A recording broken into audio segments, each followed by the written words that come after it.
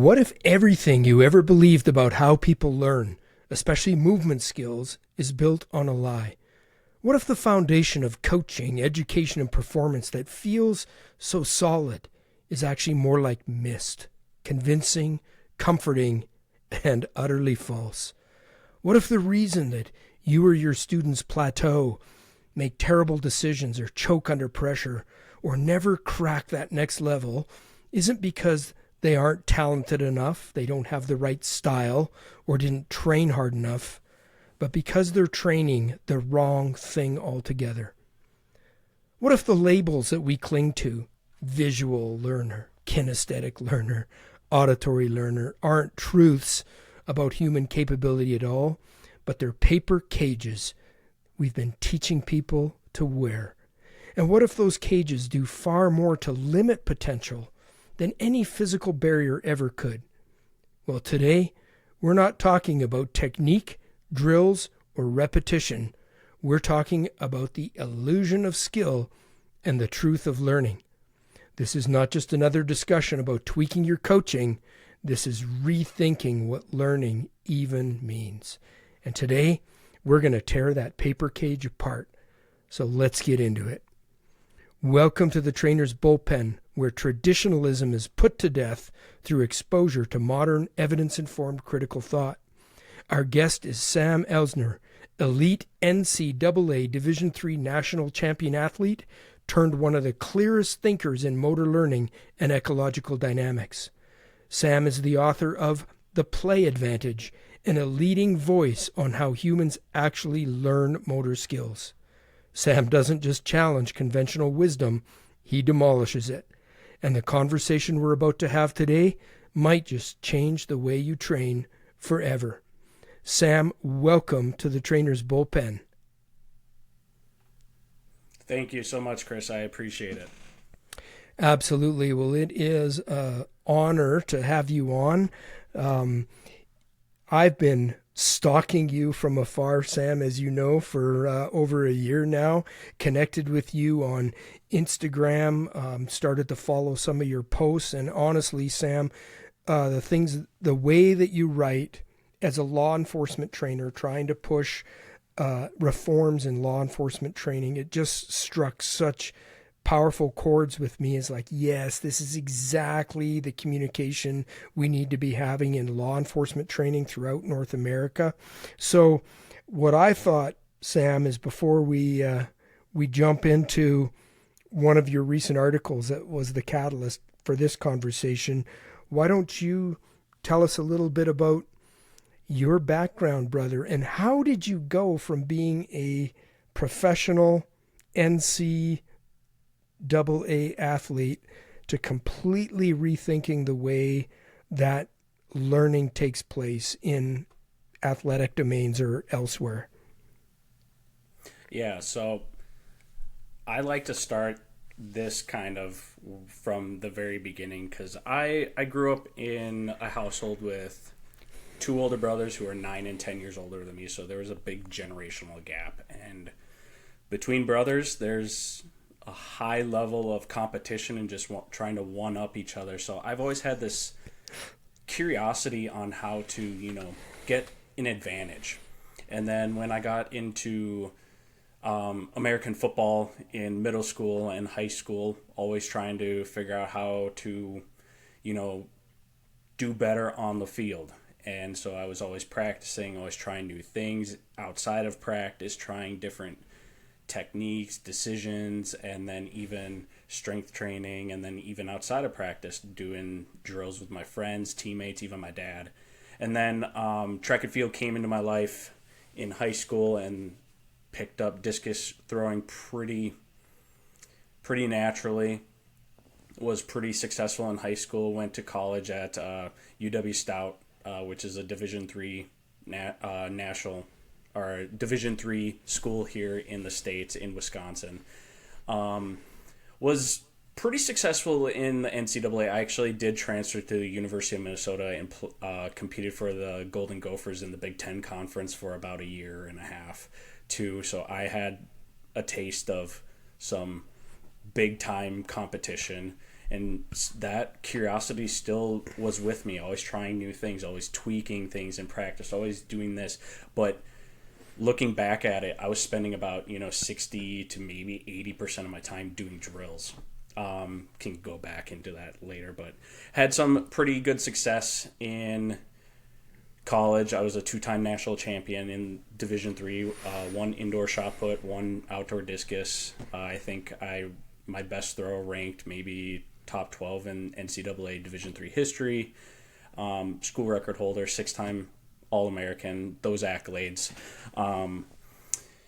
But when I went to University of Minnesota, I got into sports performance, so weightlifting, strength and conditioning, all of that. And that I wanted to go into the world of sports medicine. When I got in, I just had a fascination with, the human body and the healthcare field. But I always wanted to be around athletes. So when I eventually graduated with my degree, I went into the sports performance world. I was interning from 2016 to 2018.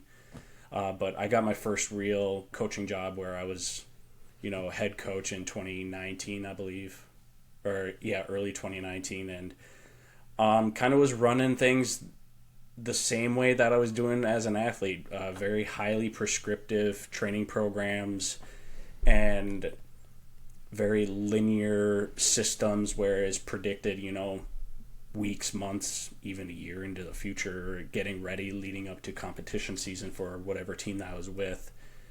And that was leading up to, 2020, where, the whole world was shook with, the pandemic that happened and everything. So really it forced not just the sports performance world, but I think every domain on this planet to really adjust and adapt in real time. And I got very fortunate experience where I got a position where I worked with Tyler Yerby of Emergence. And that's where I learned everything about ecological dynamics, constraints-led approach, dynamic systems theory, all of that massive world, that very, very, very dense world. And that honestly, that answered so many questions, so many things for me when I was taught this, for how to bridge the gap between practice and reality. And that was always something I was always trying to do.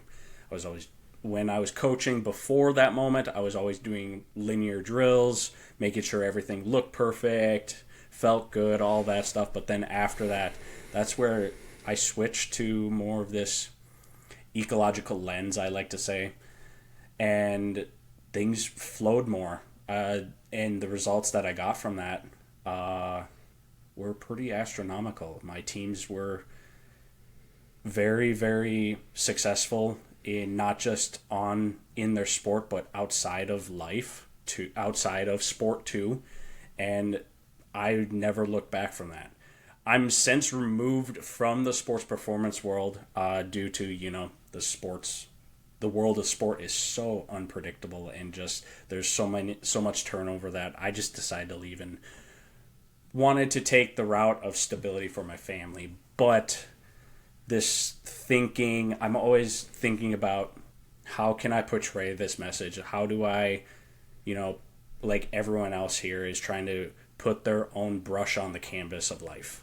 And so how do I do that since I'm out of this realm that I spent almost a decade in?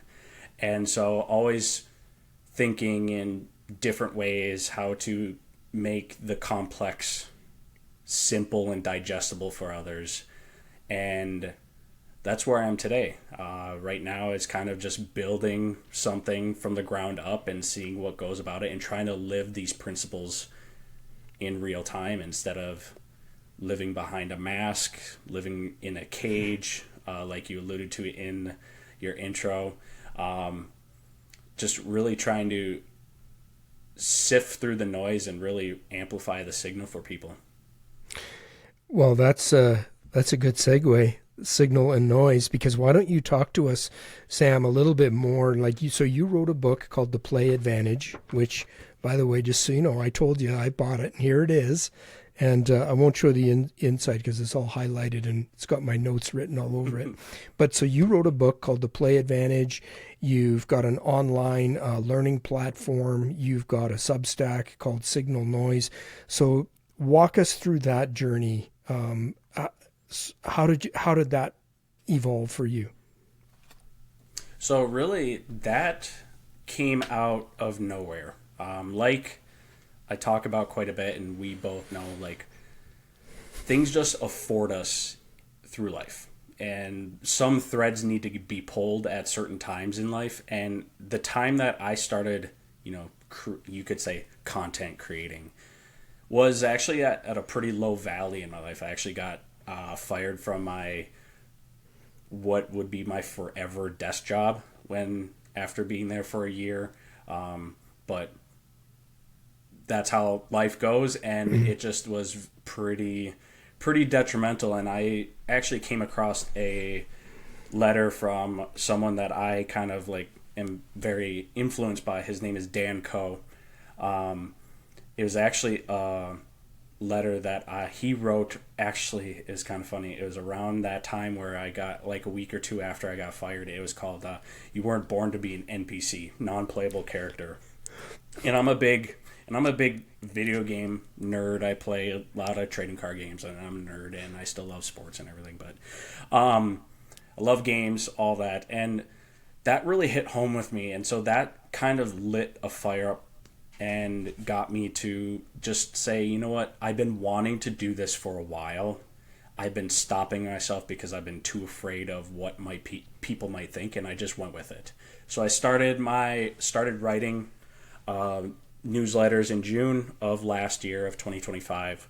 Started posting more on Instagram, and just really trying to not debunk, but really bring the reality lens back to content creation, because we see it all the time where everything is so picture perfect and so neat and clean on, like, what's posted, what's been built. Oh, hey, I did this to gain 1 million followers, yada yada yada. Well, I'm starting from ground zero, and let's just see what happens, and adjust and go with the flow of that. So that's kind of what's been keeping me grounded with that. Then I always wanted to write a book, and actually I had my notes already with me from when I was a coach, and I have all the PDFs and textbooks and stuff like that, and I just wanted to see how I could do this on my own, and really not, I guess, like, have a tribe behind me, but see what I can do and build myself. So, like, in the world of artificial intelligence, I do it in a way that it works for me and not I work for it. So it helped me summarize a bunch of different things and make it my own personal assistant and help me organize my thoughts. And that's where the Play Advantage really begun to take shape.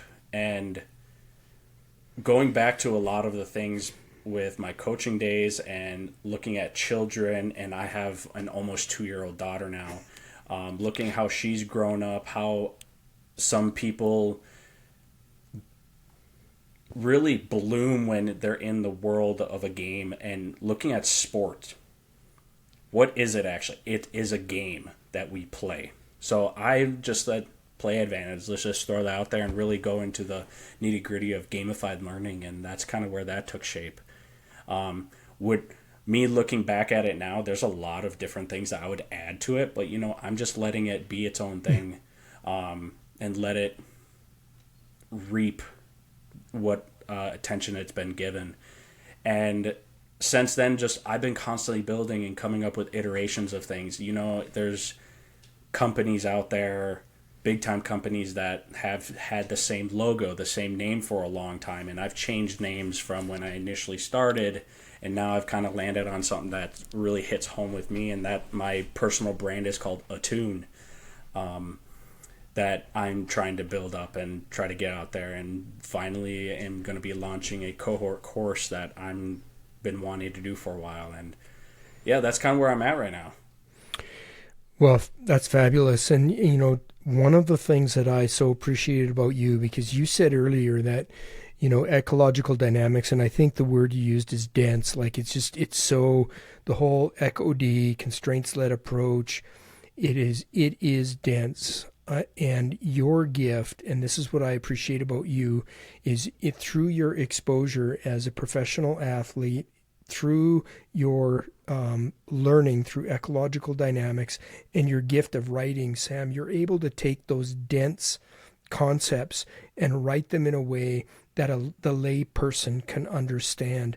And like you said, this is what I have found about ecological dynamics, is I went into it thinking that this was going to be a huge opportunity for me to advance law enforcement training, to get away from linear, contextless type of technique drill-based training and get into a real nonlinear ecological format. And I still believe that that's the case, but what I didn't expect is that it would totally change my whole view, a lens about how I view almost all of my interaction with life, with my environment, with, like you say, with parenting, with, everything has changed because of that lens. Has that been your experience as well? For sure, especially in the last couple of years, with being out of the sports performance field. Like when I was in that field, that's kind of where I was centered and really aiming my telescope at was sports performance field, and that's kind of where a lot of the heavy research and literature is within sport and movement, skill acquisition, all of that. But now, since I'm out of it, I've kind of looked at it from a macro perspective and look at from everything that we do in life to how we develop different behaviors, different habits, different, I guess you could say, styles or ways of doing things, and how we can get better at skill. Because for me, like I love trying new things out. I've never been afraid of trying something new. And actually, my wife and some of my other friends and other people that I've gotten in contact with throughout my life, they said I've been able to pick things up pretty naturally and quick. And I was like, why is that? Is coming in with that, going in with it from that lens of an ecological lens has always been there, I guess. I just never put that name to it. And now it's kind of opened up my whole world now on how I can set up my environment, my interactions to be more fruitful and more successful. Yeah, and we will get in, I think, more deeply into the ECOD waters as this conversation matures.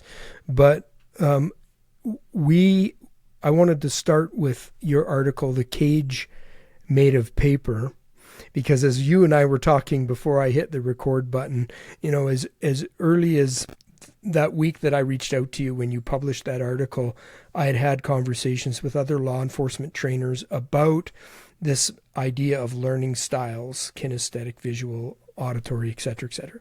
And this is something that is still mired so deeply in law enforcement training throughout North America that, as I said to you, it seems to be one of those pernicious myths that just refuses to die. So, Sam, tell us, why did you write that article? Why did you call it The Cage of Paper? And why is that important? Why was that important for you?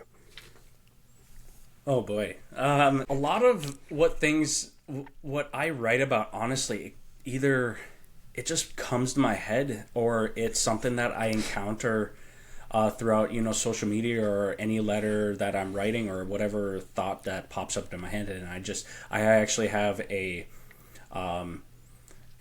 like, you could call it a swipe file, but I call it my mind galaxy, where I literally just dump ideas, voice memos, and stuff in there. But honestly, this idea of learning styles came from when I asked a couple people in my inner circle just a simple question. It was like, what do you think is the one misconception in the world of skill development and learning that ceases to just not die or go away? And actually, a good friend of mine, her name is Laureen Zerhake. She and her husband Alex have their own podcast called, and their own, I guess, course and academy called Off the Zone. They actually do a lot of things from trauma-informed coaching using the ecological approach. But she actually brought up saying learning styles are a myth and it's been proven. And I was like, you know what? That thread really presented itself to me, and I just kept pulling and pulling and pulling and pulling and just kind of came up with all of this. My notes within my system are just astronomical, different iterations and all that. And, you know, I love the philosophical language of, you know, Aristotle and Socrates, and I've always been that way as growing up, like Greek mythology, Roman mythology, all that really has stuck with me. So that's, the Cage Made of Paper really just sounded right to me because it has been written so much. And before you hit record, you actually said that some academies have it written in their curriculum, and it's been there through time, through all of this, and it's been proven, but yet it still lives. And with it being written down in certain things, that just felt right to me. And looking back at my own learning journey as a kid, going through middle school, high school, even college, looking at how I would label myself and how a label can be so destructive in someone's learning journey. And this one kind of hit home. And one thing that I kind of like doing is putting my work through a test as of late is, does it vibrate my head? Does it sound logical? Or is it something that vibrates my heart? And this one really vibrated my heart because it just hit home, and might be, you know, one of the reasons why I'm on here. So. Right. Yeah. So that's powerful because coaches often, you know, they hear things like, well, oh, he learns by doing, or she's a visual learner. And then we take that as truth. You're talking about a label, right? And so, you know, but what you're saying is those claims were never grounded in science, and you know, they're narratives that we attach to ourselves. So, you know, convince me, you know, how do you convince, what's your argument that you bring forward to convince people to say, no, look, like there are no learning styles, and this is the way that we should view how learning takes place? Like, categorize those and help me understand that. So I always bring it to, actually, before I go any further, I just like saying, like, a lot of this is speculation. This is all from my perspective. Could I be wrong? Absolutely. But my view on it is learning. Everyone loves putting a label on things in the modern era. And because what does a label do? It makes something certain. And we live in a world of uncertainty. And, you know, that scares us from a human perspective because we always want to know what's coming next.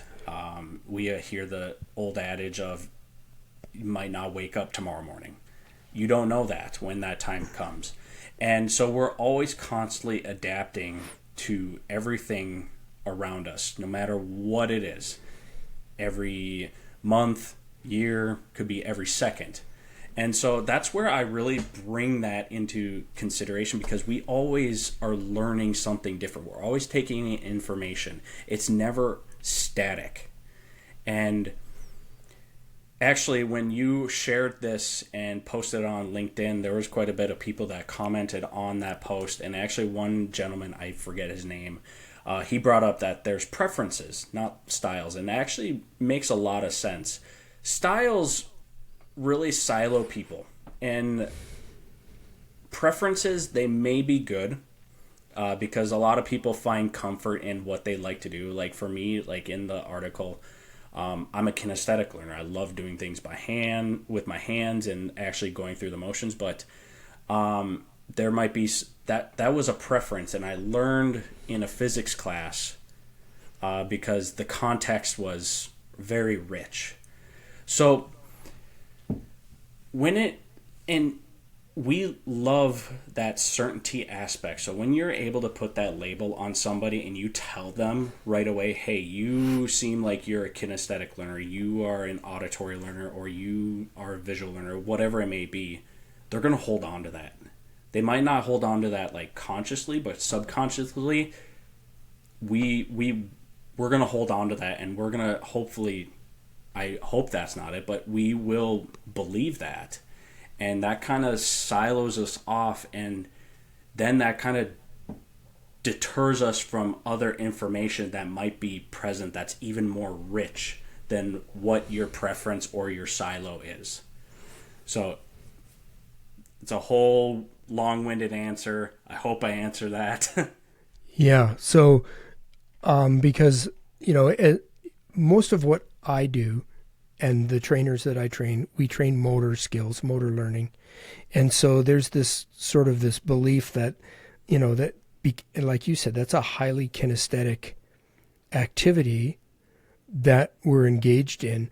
But I think this is where I like your term preferences better, because what that implies is, depending upon the context, depending upon what I'm learning, depending upon how I'm feeling, my preferences will shift and change all the time.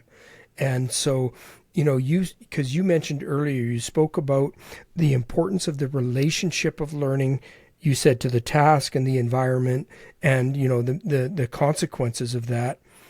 And I think, so this idea that we're talking about maps directly onto ecological dynamics, and you talk about that in your article. So can you connect the dots for us there, Sam? How does this discussion about not having learning styles, maybe having preferences, the importance of context and environment, for our listeners who don't they're just starting to get into ecological dynamics and this is kind of all new for them, maybe just start at like scaffold one and build that framework for us.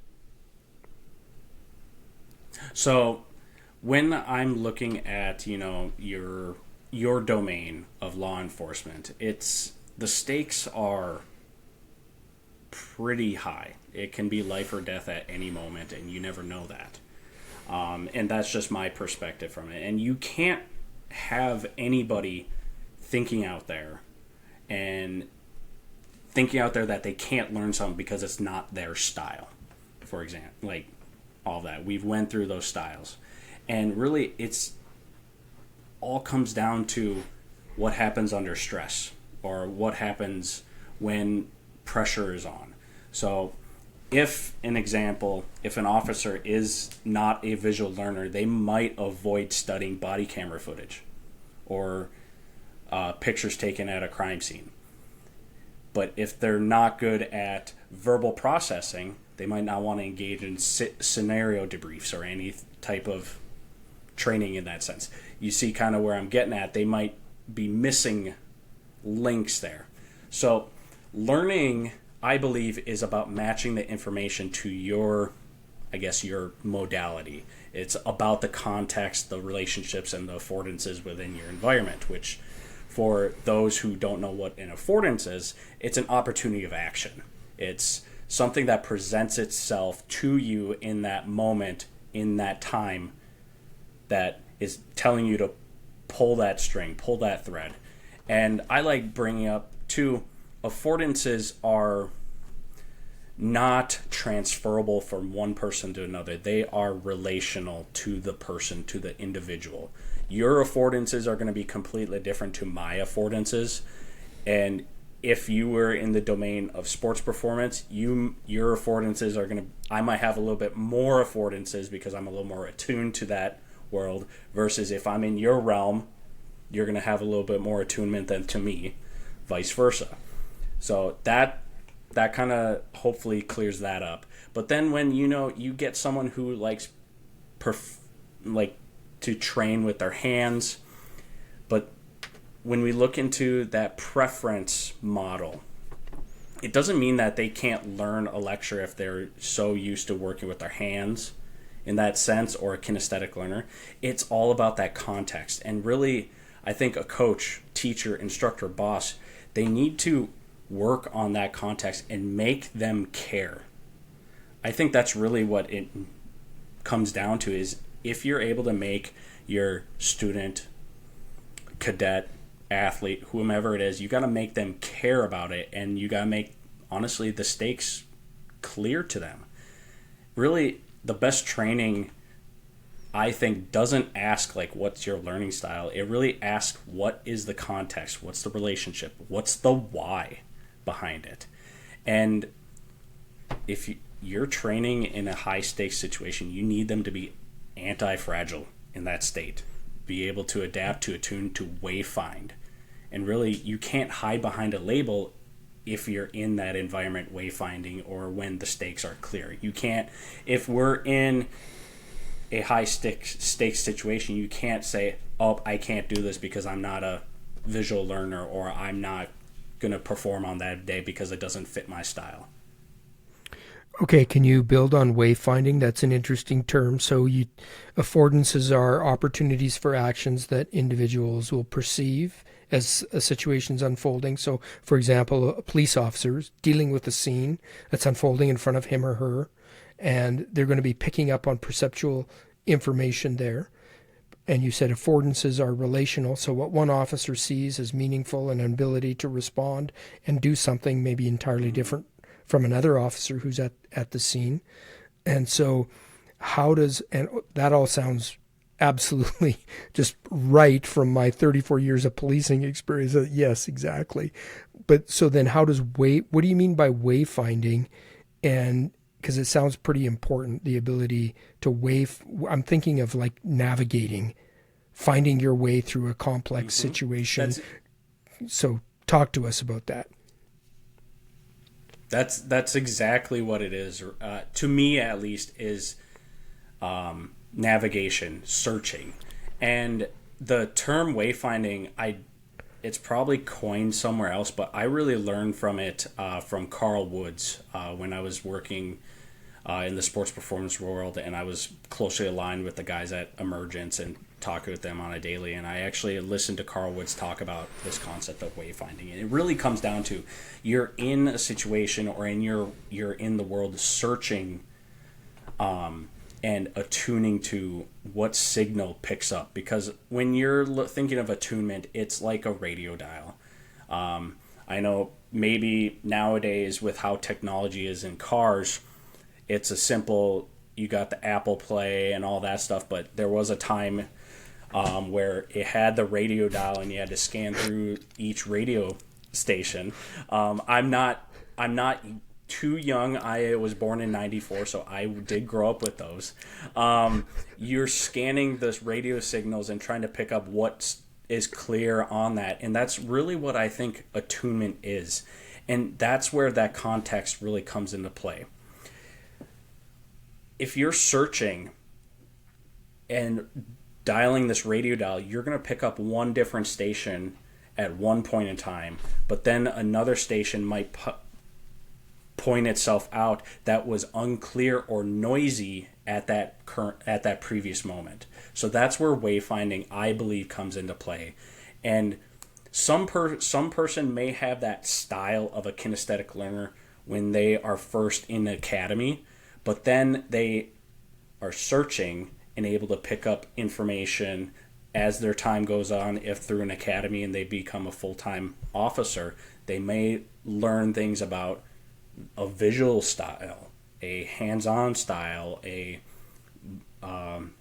auditory style. Like, they pick up these styles or whatever different from different buckets and put them all in. That's where that DNA, they come up with their own style of learning that works for them, or whatever preference that comes up.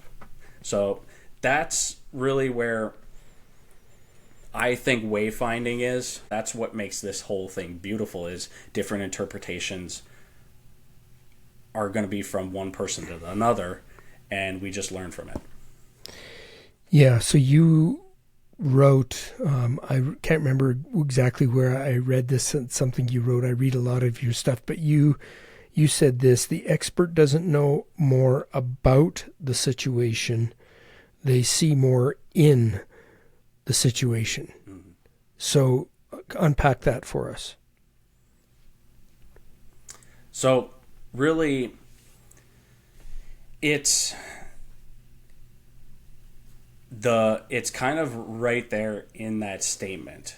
It's not about what they've done throughout their time, because we've heard it all, that you got to put your time in and you pick up different skills and you get better through time and whatnot. But honestly, like, it's how you do that, how you practice, the context, how rich it is, how much information that is derived from reality in their training. So this expert, they're able to see more and perceive more in the moment because they've been exposed and have gone through many different iterations of reality, I believe.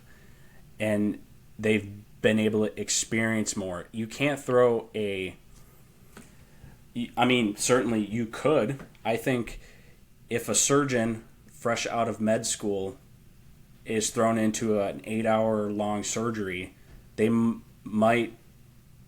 to be very timid versus a surgeon who's been there for a few years and able to complete the surgery a little bit faster, if that makes sense. I'm kind of pulling at the whim here, but it's kind of like having skin in the game.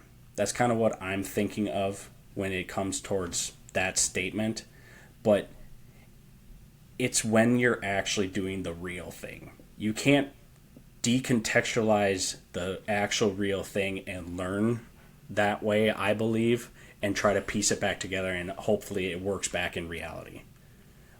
That's where it gets into, drilling and doing all these, fake scenarios where it's going against, air, or just there's no consequences. You got to have some sort of reality within your training and learning, and that's how you develop that perception or that attunement that these experts have versus a novice. That's really interesting, because when I think of, I'm not being dogmatic here, because there are exceptions to this for sure, but in law enforcement training generally, what you will find, I think, in most academies, is a bulk of the training is not richly contextual initially, and probably for a large portion of the training. It's like you said, I like that it's dead drilling. And even some of the, when we're connected to role players who are supposed to be aggressors, but they're not giving real world meaningful resistance. It's all heavily scripted and controlled. And so, it still lacks complete context. And so here's what I'm thinking is, when you talk about the expert doesn't know more about the situation, they see more in. And often I think we think, well, expertise means, well, yeah, so you're going to go through 5 months of an academy, you're going to get out, you'll have a field training officer for 6 months, and then you're going to be on your own. And eventually, through the school of hard knocks, you're going to build expertise. And my question is, why aren't we flipping the academy model completely on its head and starting with context, minute one, day one, and just making that context more deep, more rich, more meaningful all the way through the training? Can we accelerate expertise? You must have faced this in athletics. You talk about drilling and all the drilling that you did. Because the other, I think, argument or counterpoint that I often hear is, well, hey, it's worked so far. And you must get that in that sporting athletic domain, is when we start talking about ecological dynamics and going that route and nonlinear, and people say to us, well, why would I need to do that? It seems to be, what I'm doing seems to be working fine. You were a very accomplished athlete. No. Sam. Seemed to work fine. For sure. No. Yeah, no, For sure. And that right there is what keeps that myth alive. I think of just, if it worked at one point, why not? It's the old adage of, if it ain't broke, don't fix it. And I've always been that guy to push buttons, but I was always trying to figure out how to make something better, because nothing is perfect.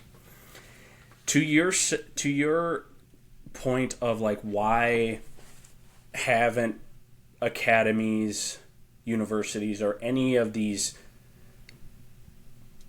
systems have flipped it where it's make it context rich, and why it's worked so far, is because it's very uncertain. You can't measure it like you can from taking a test or doing getting different metrics. And also, that's not profitable. If you look at it, money plays a thing in the world nowadays, and if things aren't certain, that's the monster that we are always playing with and trying to fight. Even when I was in the sports performance realm, it was always, oh, this is what I did as an athlete, or this is what I was raised as a coach when I interned from here. This is what's worked so far, or that's cool, but show me results, show me metrics, show me what the improvement. And in ecological dynamics, the only metric really that matters, I think, is how well you do in that moment in time when reality hits. And that outcome changes from time to time to time. It's never the same outcome, because if it were certain, everyone would be an expert. All these sporting teams would be undefeated. There would be multiple champions. There would be dynasties like the New England Patriots, like all over the top, or even the Chicago Bulls and all that. It'd be easy, but it's not. And honestly, sports betting or all these betting, it'd be predictable. So if it were like that, but that's not the case. We, like I alluded to earlier, we don't like uncertainty. And I think when we have things that are certain and very easy to understand and you can see clearly, that's what puts a mask over it, or a cage, and we kind of just limit ourselves. But in reality, things are uncertain. And there's actually a principle that I've kind of went back to from my sports performance days, and it's called the SAID principle, SAID. It's the specific adaptations to imposed demands. And basically what that means is the body will adapt to whatever stress is placed upon it, or specific stress. I probably just botched that, but that's my thing. So if we want to perform better in an uncertain situation, why aren't we having uncertainty in our training? I think that, to me, that makes too much sense, but that's not predictable. It's not certain. And I think that's why that sacred cow is still living to this day. Well, that's very insightful. And when I think of the world of law enforcement, the domain, like you said earlier, I mean, my gosh, Sam, if there's ever an occupation that's highly ambiguous, unpredictable, and nonlinear, and you don't know what's going to happen from second to second, that's not defined by rules. I mean, it is for the police, defined by rules, but not for the people you're interacting with. They don't play by any rules. And yet our training domain is so heavily linear, technique-based, and drill-based, with no context or minimal context. And then we wonder, why do we see police officers really struggle under real-world pressure? Why do they fail to see, why is their decision-making impaired? Why do they choke under pressure? Why do they make sometimes horrible decisions? And we're very quick to point the finger at the officer and say, oh, that cop's a total failure, totally messed up. But we never do a forensic deep dive into, well, let's talk about how those police officers were trained. What does that training look like? Because I think we, like you said, we'd find, but nobody wants to go there because of, like you said earlier, the golden calf of traditionalism and the implications of where you start to look under the carpet and see what's actually there and go, oh, there's probably a lot of changes that need to be made. So I want to ask you to tie something to what you just said. And this is another thing that you have said, and I think there's a connection here, and you talk about knowledge about versus knowledge of. Knowledge about versus knowledge of, and you said this, Sam, you said, we constantly consume knowledge, but we don't know how to use it. That was a pretty provocative statement to me, and Yep. I'm picking up. I think that sometimes you enjoy throwing out the odd provocative statement, which is good. So Oh, absolutely. Yeah. Absolutely. My my wife and my immediate family know me as the pot stirrer. I'm always trying to stir something up. But honestly, you got to make waves sometimes. But yeah, actually the knowledge of and knowledge about idea really, I look back at a lot of things, and in my role as a coach, I was always seeking to know everything about how to train the human body, get certifications, get my degrees and whatnot. And actually a good friend of mine, his name's Raphael Sabe, he's very deep into this world of ecological dynamics, but in a martial arts world. And he actually posted on Instagram of, knowledge of and knowledge about and knowledge of. And really, it kind of hits home to what you said before with the, like, how it is when you go through 4 to 5 years of an academy, you get all this knowledge, and then you're kind of thrown into the fire and see what happens, and then it's really not transferable. I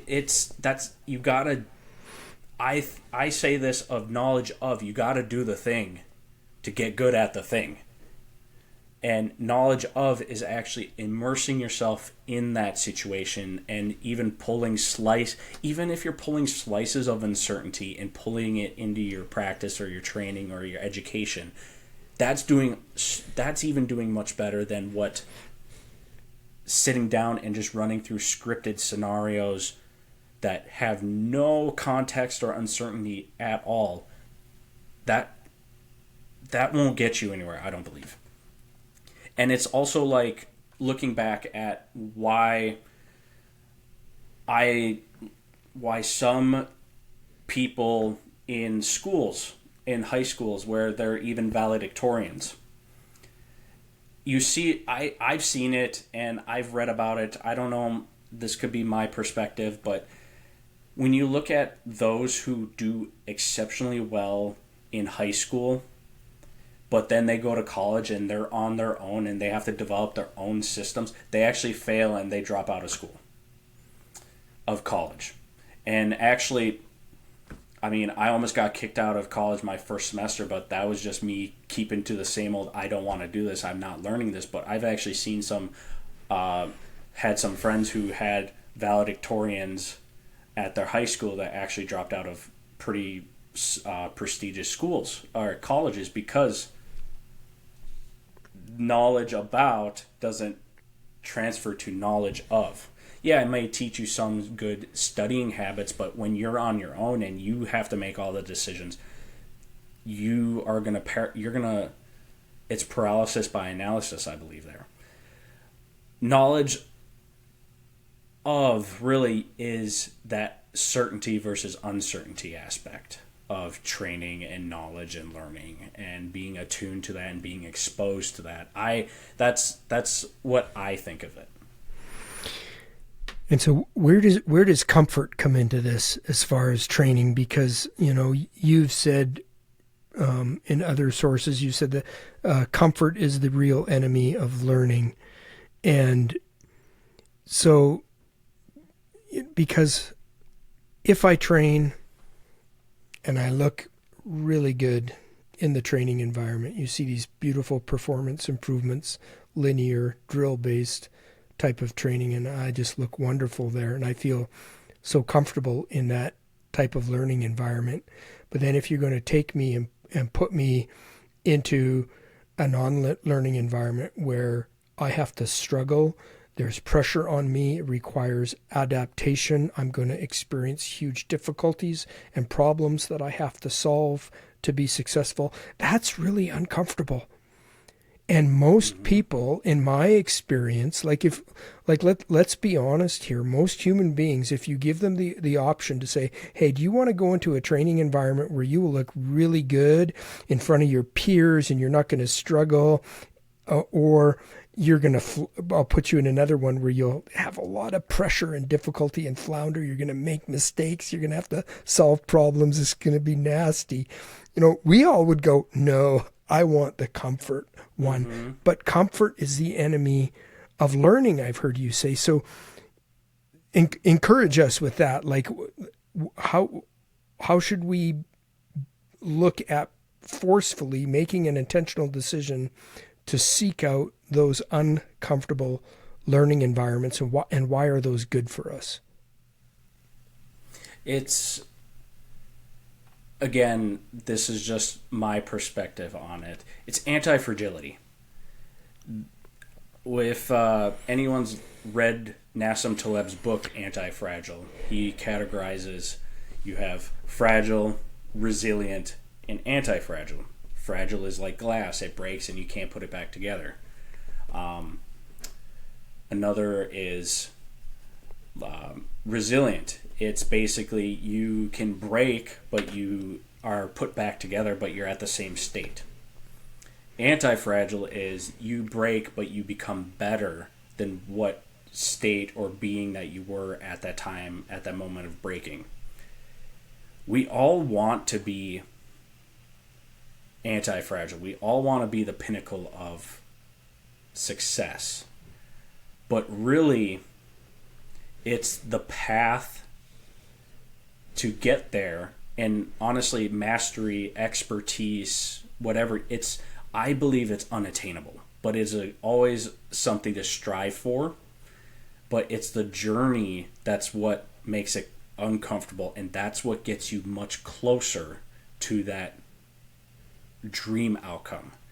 Because when you are uncomfortable and you put yourself out there, and you might make a mistake, but in today's world, again, I believe mistakes are frowned upon because everything has to be so perfect and has to be right and it has to align with everything. But honestly, that's a fallacy. If you're able to put yourself out there, be uncomfortable, make mistakes, learn from them, that's important data that we internalize and we just recreate and try to do it again. And I've heard Rob Gray say this actually on a podcast. I think it was on the Wrong Side of 35 podcast. And it actually stuck out. Skill is not the process of finding a solution, but is the process. It's the process of continually finding a solution, I believe. I probably just botched that, but it's the search, really, and that's what makes it uncomfortable. Back to the certainty and uncertainty. Mm-hmm. Really, yeah, comfort. I think, and I'm human. I usually go towards the things that make me comfortable and just like what I'm feeling that day. But there's also those times where I'm uncomfortable and I just press the button to publish a letter and see if it works or not, or a post or anything, or even being on this podcast. I don't know if I'm doing a good enough job. I'm just putting myself out there and being uncomfortable. But growth happens at the edge of discomfort. That in the book of Flow by Mihai, I can't remember how to pronounce his name, but the book of Flow, where we're getting that flow state, the edges of discomfort is where we grow. Does that mean we have to live there? No, we can always step out and come back and regroup and figure out what we learn from that. But I think if we are just nestled into what we deem comfortable, we're siloing ourselves off from important information to become attuned to.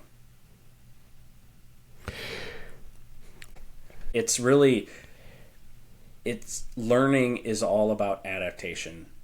Us as a human being and organism, we're constantly adapting. And how we do that is through that discomfort. And really, you might have those preferences, but don't lean too heavily into those preferences or what you like to do, because it's going to only get you so far. Yes, I like that. So it's at the edges of discomfort where that real learning can take place. And I appreciate what you said there, that we don't have to stay there, because it's good to have those zones where, okay, I'm going to go in that and I'm going to be in that pressure cooker for a period of time, and I'm going to struggle and have to adapt, but I can step out of that edge of discomfort. And like you said, that's where we come back and we can review it. We can have a debrief. We can think critically about, what we just experienced, and we can connect all of our actions and decisions to what we just experienced when we step out of that zone of pressure. You have any further thoughts on that before I ask one last question? No. Okay, so we've been going for almost an hour already, but I wanted to make sure I got this question in, because I think it's really important, and as it relates to everything that you've just been talking about, which is the role of feedback. Okay, so feedback.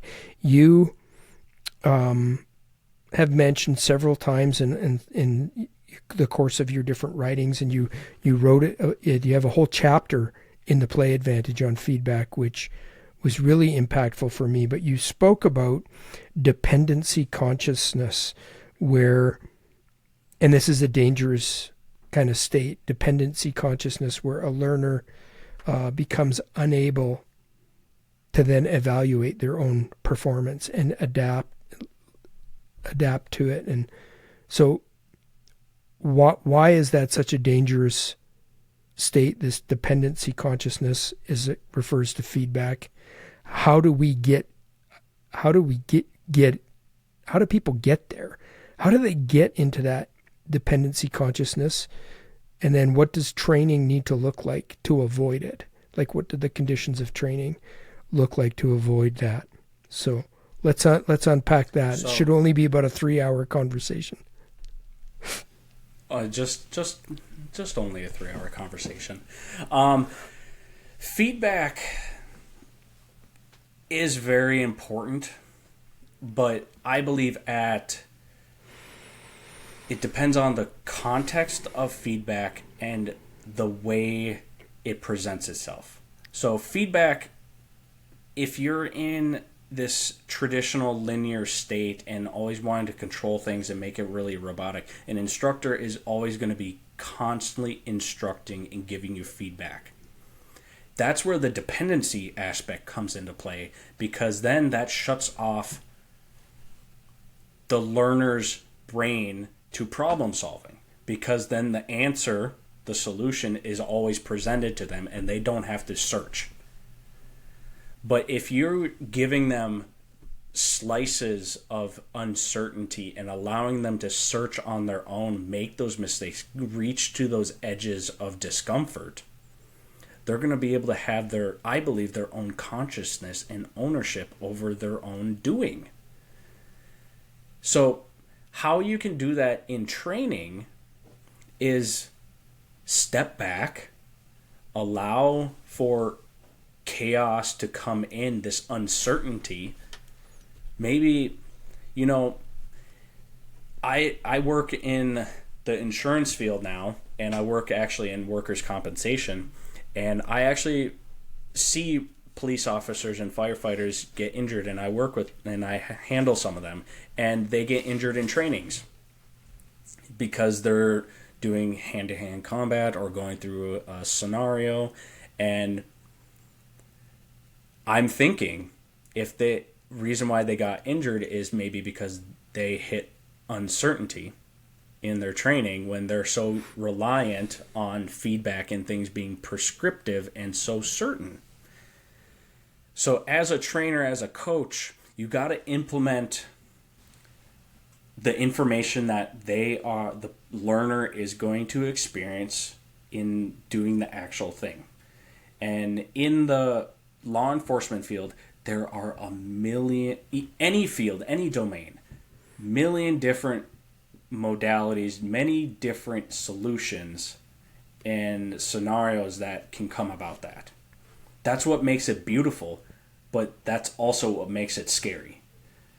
Because you have everything at hand, but if you're able to take slices of reality and implement it and take a back seat and allow it to just grow, I think that's where you're going to be able to get that feedback dependency or feedback consciousness back to the learner and allow them to become themselves and have their own identity. In the world of coaching, like sports performance, I saw it all the time. I did it as a young coach where I was telling them, this is how you move, this is how you do it, this is what you're doing, this is the drill that you're doing. And it was basically me constraining it so much that there can be only one solution versus constraining it and allowing them to search for what works for them, even though they get the same outcome, but it's a different solution.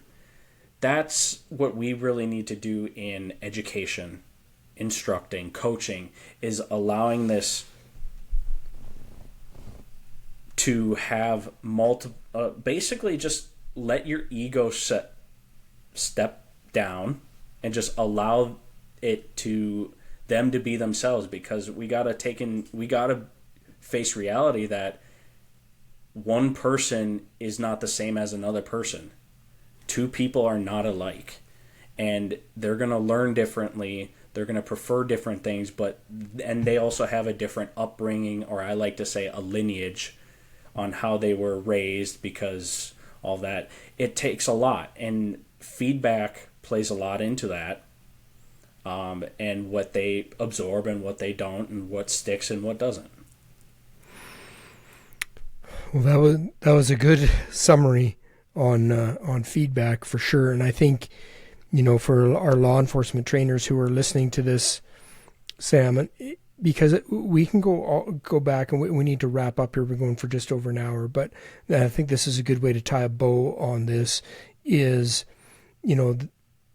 how you view how learning takes place at the very fundamental level is critically important, because it then sets the trajectory for your whole pedagogical approach to training and coaching.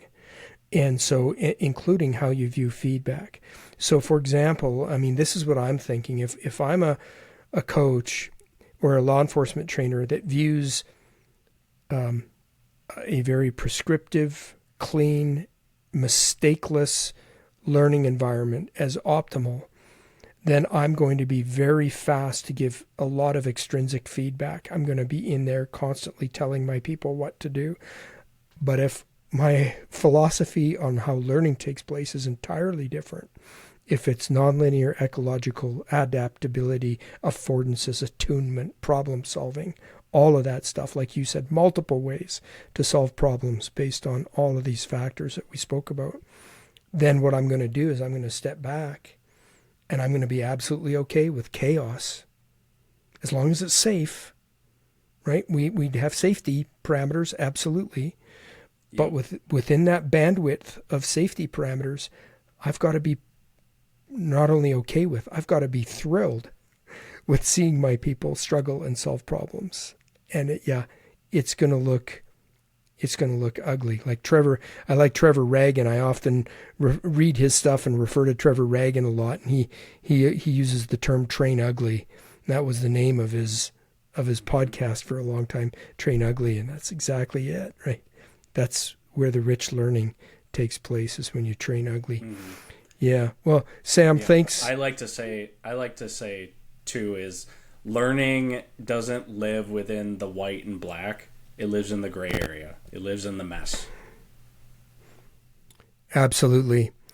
Well, I've thoroughly enjoyed our conversation, Sam. I think, we've talked about a lot of the deep assumptions that we hold on to in how people learn, and the stories and the labels that we accept that are not real, and but powerful. Traditionalism is very powerful, but when we stop reinforcing those stories and accepting those ideas, then everything changes in how we view learning that takes place. So, Sam, for our listeners, if they want to find out where they can read your articles on signal and noise, if they want to explore Attune as that comes online, that online platform you're developing, or they want to contact you, can you,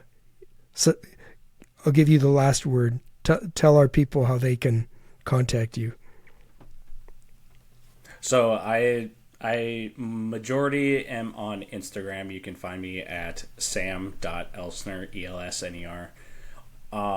My personal brand, Attune, is live. I do have my website at attunemastery.com, and you can kind of see how what I'm building in real time. I'm offering different things, and actually I'm going to be launching a cohort here on March 2nd, which is called the Attractor Universe Cohort, which allows you to go through 90 days of working with me, allowing me to guide you through adopting this ecological lens and being able to apply it into your specific domain and become a better learner. And where you can find my newsletter, Signal Noise, is on Substack. I have it all linked in attunemastery.com on my website, and all of the links and everything there. I will let people know that my website is very untraditional, and I do that by design. Also, why my book is designed that way too.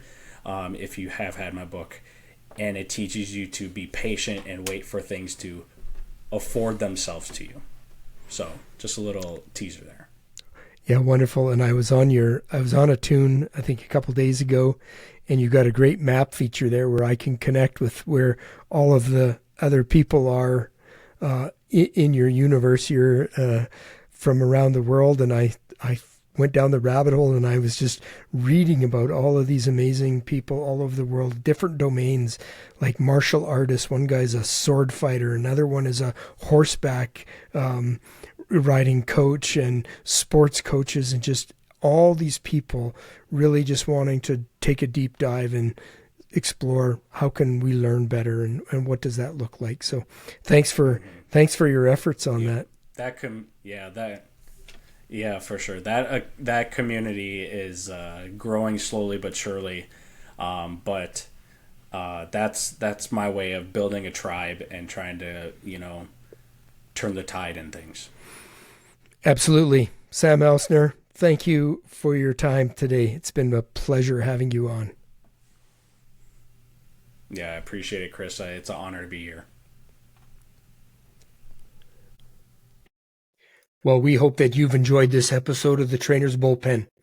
And as always, our encouragement to you is that you would reflect deeply about the critical aspects of this interview and how you can apply the principles that you heard to advance your training and make your students more effective and adaptive performers in the real world. As a reminder, all of the research papers, as well as the other links, are available to you over at the Trainer's Bullpen website at trainersbullpen.com. Thank you for your dedication to advancing officer and public safety.